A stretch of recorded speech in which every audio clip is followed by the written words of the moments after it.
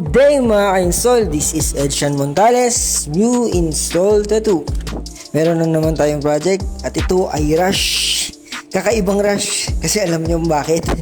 Kasi naka-duty ako nung ginawa ko ito.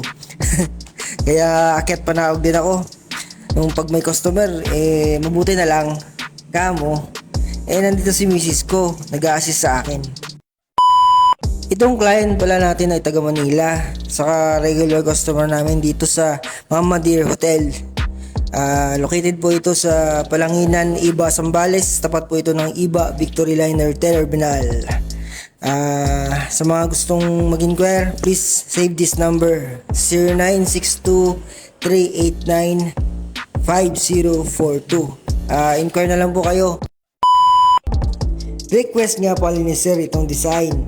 Nakita niya ito sa internet, kaya sabi ko kung pwede namin baguhin ng slide. Nagustuhan niya kasi ito sa meaning.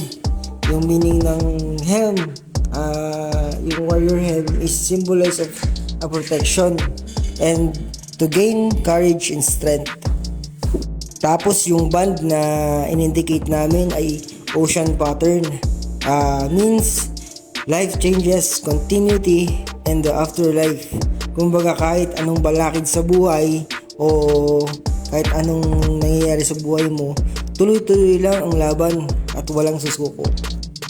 Pero nung nakita niya kasi ito, talagang nagustuhan niya. Isang unang tingin niya pa lang nagustuhan niya at alam niya na yung meaning ng, syempre kahit naman sino alam naman na yung meaning kung ano yung pinapahiwatig ng isang bagay, di ba?